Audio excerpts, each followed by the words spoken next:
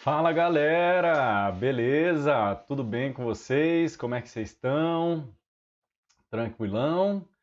Então hoje estamos aí para mais uma aula a respeito de circuitos elétricos. Hoje nós vamos conhecer as leis de Kirchhoff, ok?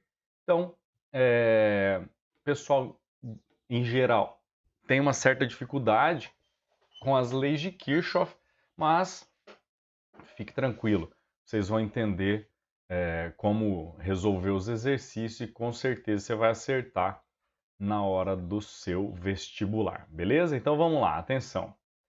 Bom, primeiro eu gostaria de analisar a variação do potencial elétrico entre os terminais de elementos de um circuito elétrico. Então, nós temos aqui um resistor, isso aqui pode ser um gerador ou pode ser um receptor, e aqui nós temos um capacitor, ok? E aí então nós podemos determinar o que vai acontecer com o potencial elétrico quando a gente percorre o circuito no sentido da corrente, ok? E quando a gente passa aqui da placa negativa para a placa positiva, beleza? Então tá aqui a corrente passando no resistor, o potencial elétrico diminui, tá? Então quer dizer que o potencial em B é menor do que o potencial em A, tá? Olha só, quanto menor, menos R vezes I, que a gente sabe lá da lei de Ohm, lei de Ohm, beleza?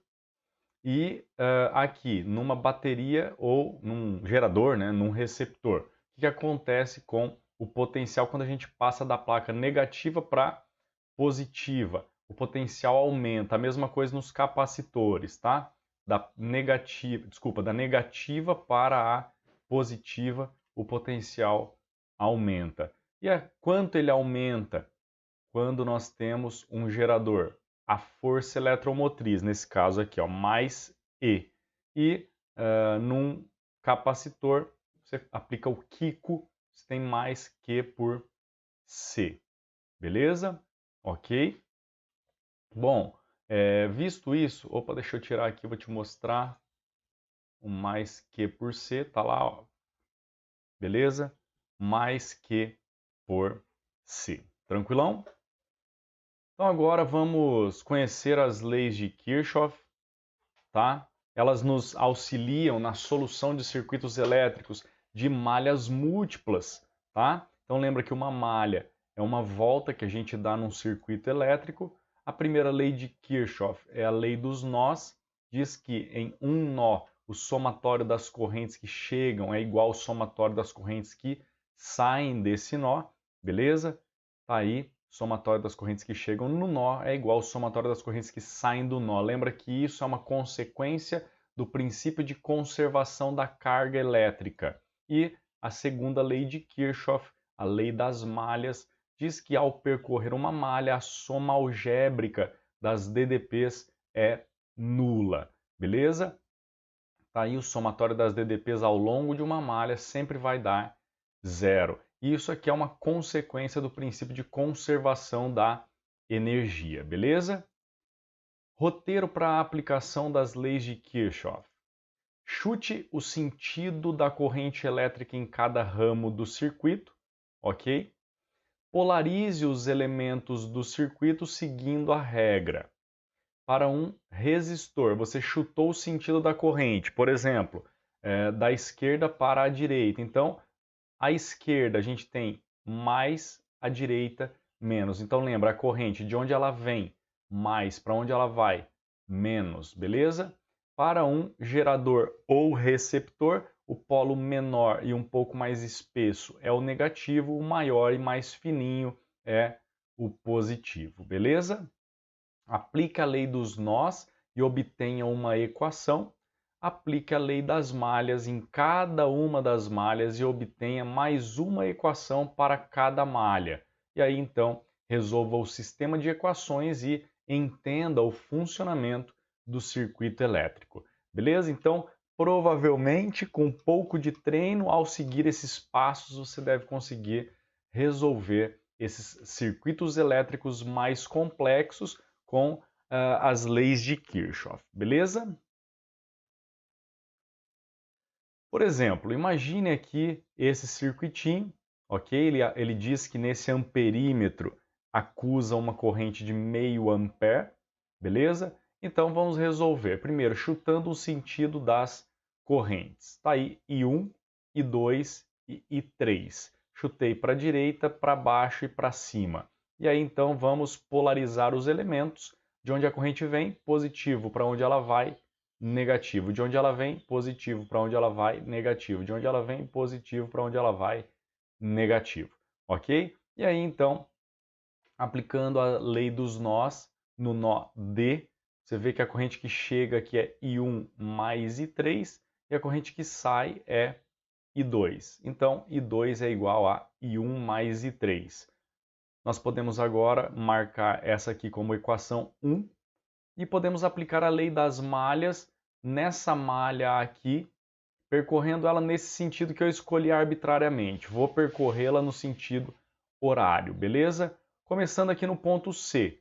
Então nós podemos perceber aqui, vamos usar o segundo sinal em cada elemento que nós encontrarmos, beleza? Eu prefiro fazer com o segundo sinal. Se você quiser fazer com o primeiro, se você já aprendeu assim, fique tranquilo, mas se não, faça como eu, tá?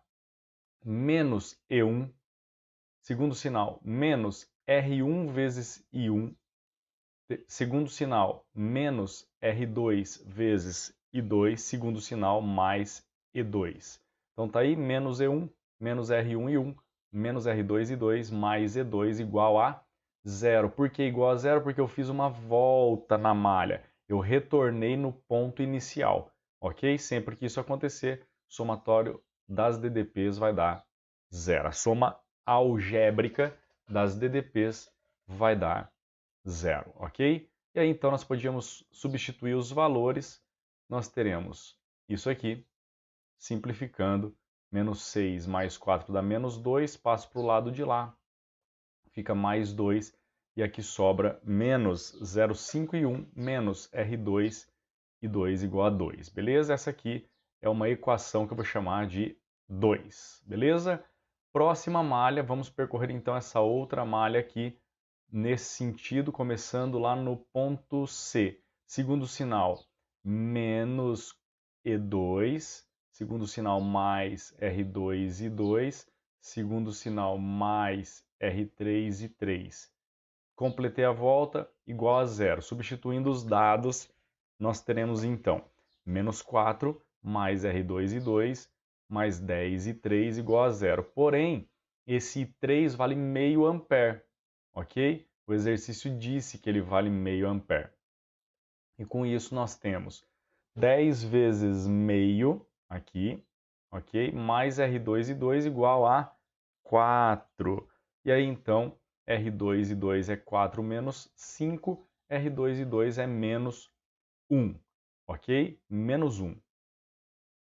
Eu posso pegar esse valor aqui, que é a equação 3, e posso substituir lá na equação 2, beleza?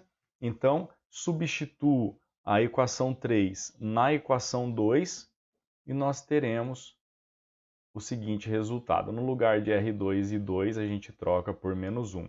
Então, fica menos meio e 1, menos 1 igual a 2, ok? Com isso, nós podemos dizer que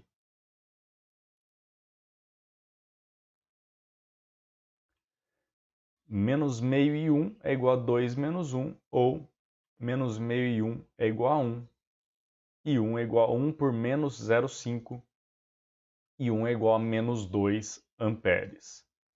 Substituindo lá na equação 1, que é essa aqui, nós temos menos 2 mais 0,5, e dá o I2, que é menos 1,5 ampere. Ok? Então, determinei aqui as correntes I1 e 2, a I3 ele já tinha me fornecido, beleza? E quando encontramos sinais negativos nas correntes elétricas, significa que nós chutamos o sentido errado lá no início, ok? Então, vamos corrigir isso, mas a resposta a gente já sabe, é o valor sem o sinal, tá? Então, tá aí como nós pensamos. Pensamos o I1 para a direita, o I2 para baixo, o I3 para cima. O I1 está invertido, o I2 está invertido, o I3 está correto. Então, como é? Né? Como é a resposta correta aqui? O I1 invertido, então precisa estar para a esquerda. O I2 invertido, então ele tem que estar para cima. E o I3 estava certo, continua para cima. Beleza? I1 vale 2 amperes, I2 vale 1,5 e o I3 vale 0,5 amperes. Assim é o funcionamento desse circuito elétrico. Ok? Determinamos todas as correntes, então nós sabemos tudo a respeito desse circuito elétrico. Tranquilo? Sabendo as correntes, a gente consegue determinar qualquer outra pergunta a respeito desse circuito. Tá bom? Então, era isso que eu queria discutir com vocês, beleza? Um grande abraço a todos e até a próxima aula. Tchau, tchau.